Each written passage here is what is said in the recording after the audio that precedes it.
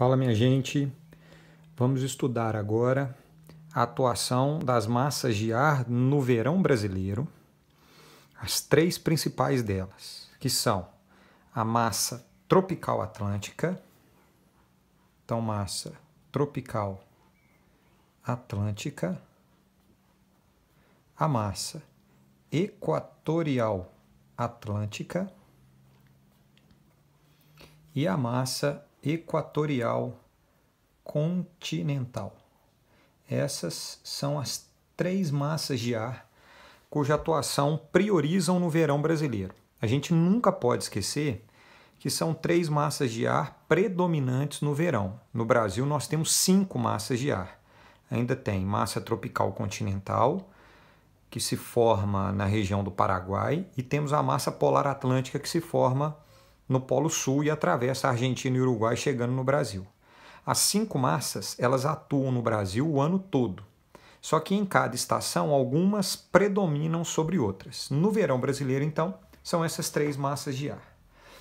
A massa equatorial atlântica e a tropical atlântica, elas possuem exatamente a mesma característica. Como uma é tropical e outra é equatorial, elas possuem a característica de serem massas de ar quentes.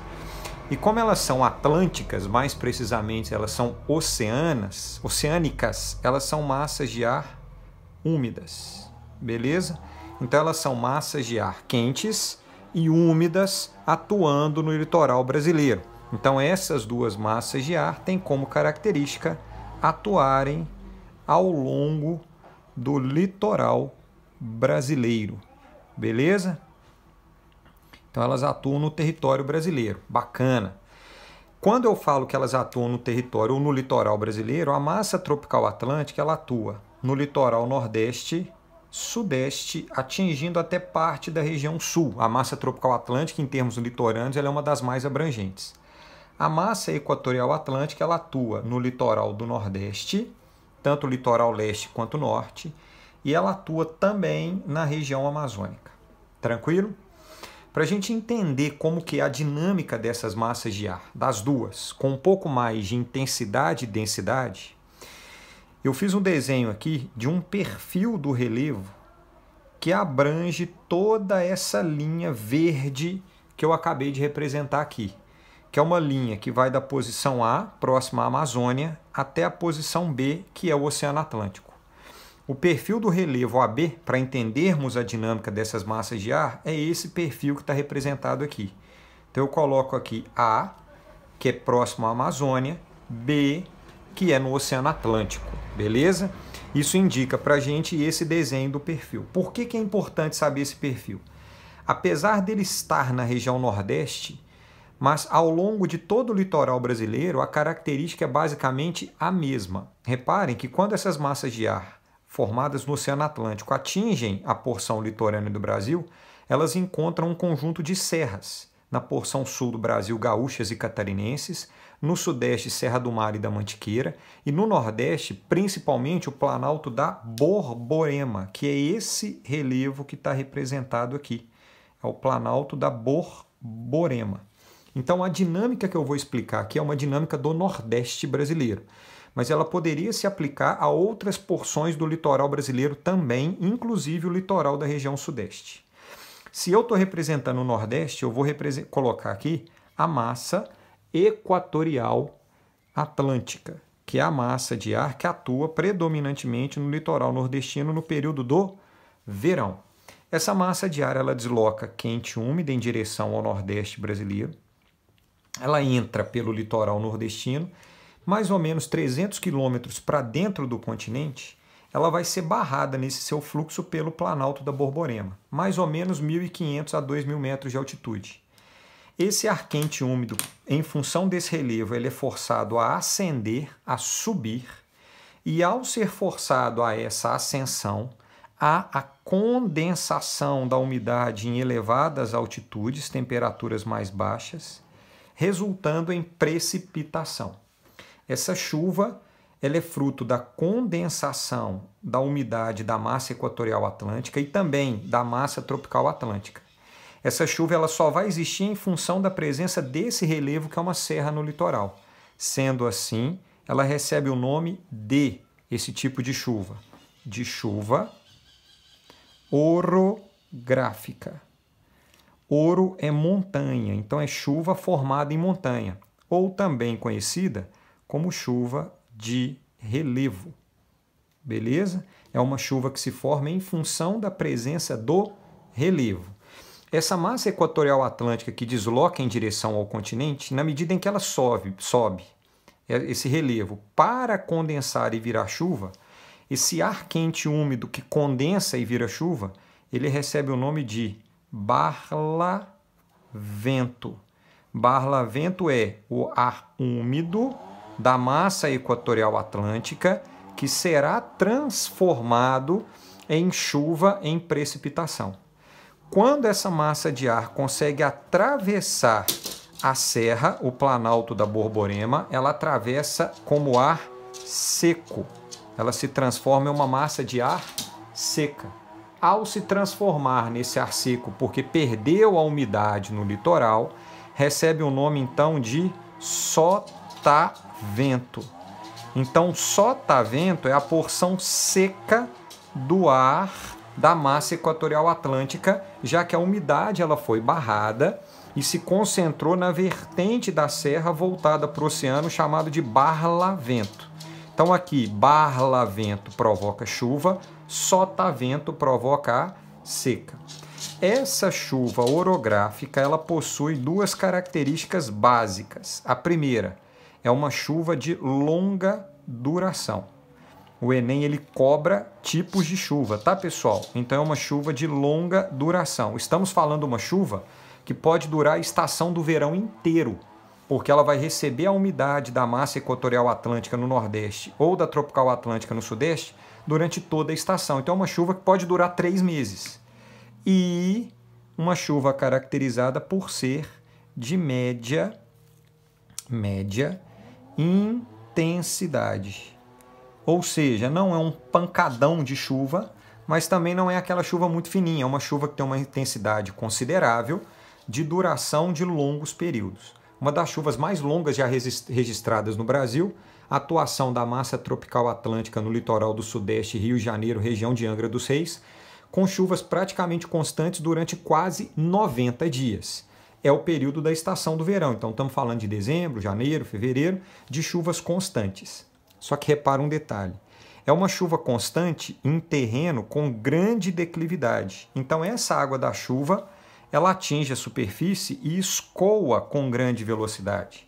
Escoamento de água com grande velocidade resulta em processos erosivos. Então esse tipo de chuva produz um fenômeno, um processo geomorfológico chamado de deslizamentos de terras ou de terra, mais conhecido tecnicamente como erosão. Por isso é muito comum, especialmente no Sudeste brasileiro, região da Serra do Mar, no Rio de Janeiro e em São Paulo, durante o verão, longos períodos de chuva orográfica, produzindo deslizamentos de terras, perdas de vidas humanas, perda de moradia e etc. Então fiquem atentos a esse tipo de chuva, a processos erosivos, deslizamentos de terras em Serra do Mar e inclusive no Planalto da Borborema, no Nordeste, no período do verão. Tranquilo?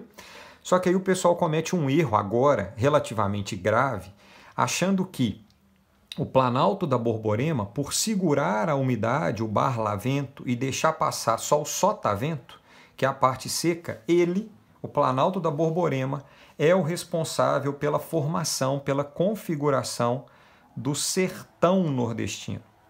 Isso é um erro grave a ser cometido em prova de geografia. Não é o Planalto da Borborema o responsável pelo sertão.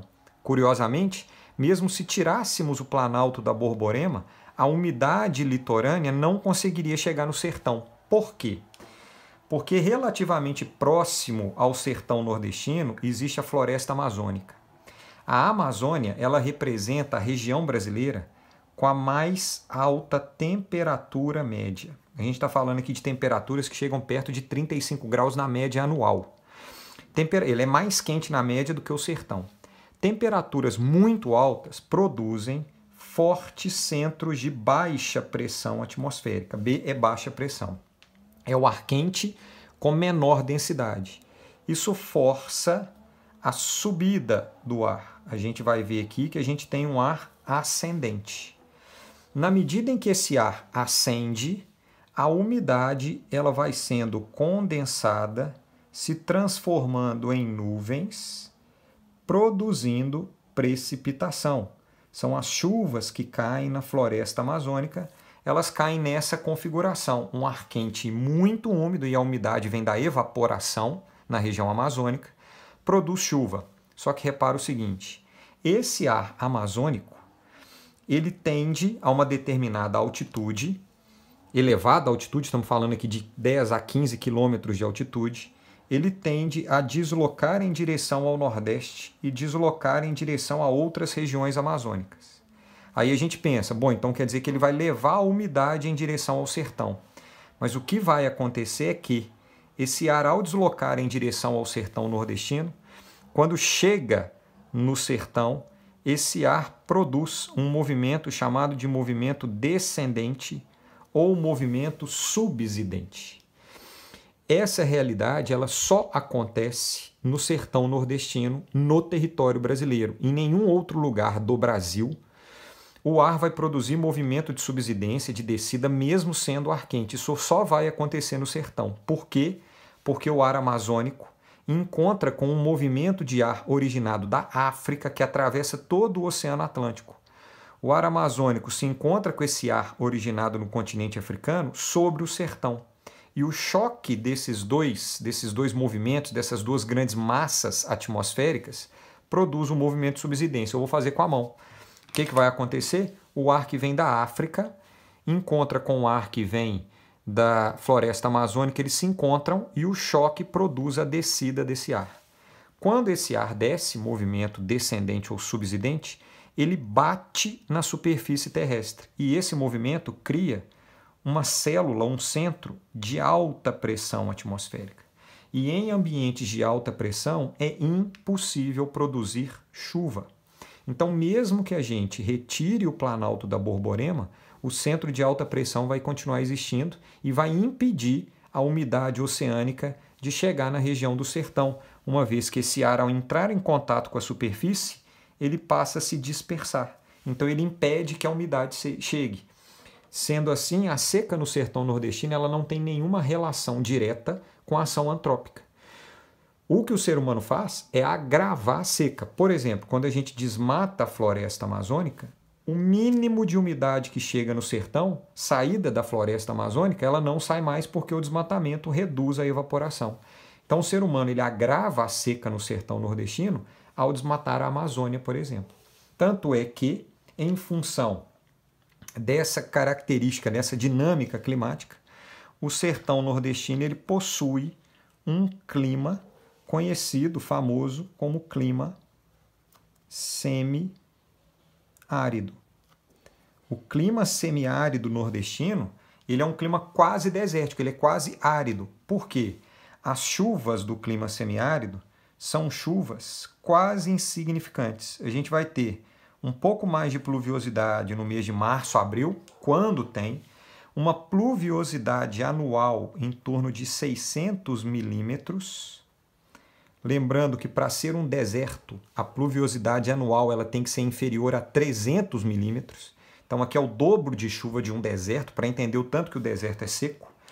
E a temperatura ela vai ser alta o ano inteiro, com uma leve queda no período da chuva, que a chuva vai ajudar a reduzir a temperatura, e uma temperatura média anual perto de 30 graus, representando para a gente o clima semiárido.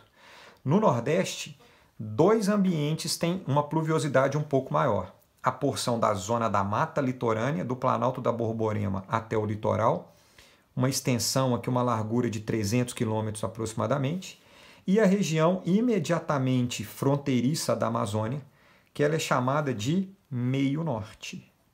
O Meio Norte é uma região do Nordeste que abrange os estados do Maranhão e do Piauí, que sofrem um pouco mais de influência da chuva amazônica e da umidade amazônica, acontecendo alguma pluviosidade nessa região também. Quando chega no sertão, impossível acontecer chuva. Então, no litoral brasileiro, a atuação da massa equatorial e tropical atlântica produz chuvas orográficas ao longo de todo o litoral e, no caso do sertão nordestino, formação de um centro de alta pressão, fruto da interação do ar oceânico, originado na África, com o ar amazônico, formando um centro de alta pressão, impossível formação de chuva. A terceira massa de ar que acontece no verão brasileiro é uma massa amazônica chamada de MEC, ou equatorial continental. Ela é uma massa de ar marcada por altíssima temperatura, ela é a massa de ar mais quente que atua no território brasileiro, e toda massa continental, a regra é uma massa de ar seca. Porém, de maneira excepcional, a massa equatorial continental ela será uma massa de ar úmida. Ô Bruno, por que ela vai ser úmida? Relativamente simples. Por causa da transpiração amazônica. A transpiração da floresta e dos rios na Amazônia representa aproximadamente 50% da umidade e pluviosidade na região amazônica. Mais ou menos 50% da chuva na Amazônia vem da própria floresta e da transpiração, da evaporação dos rios. A massa equatorial atlântica ela contribui com os outros 50%. Então, na Amazônia, a chuva vem do oceano com a massa equatorial atlântica e da própria floresta transpirando, evaporando, produzindo umidade. Só que o curioso é o seguinte, essa massa equatorial continental, no movimento natural dela, ela desloca em direção ao Oceano Pacífico. Ela segue o caminho da equatorial atlântica e deveria fazer chover no Oceano Pacífico.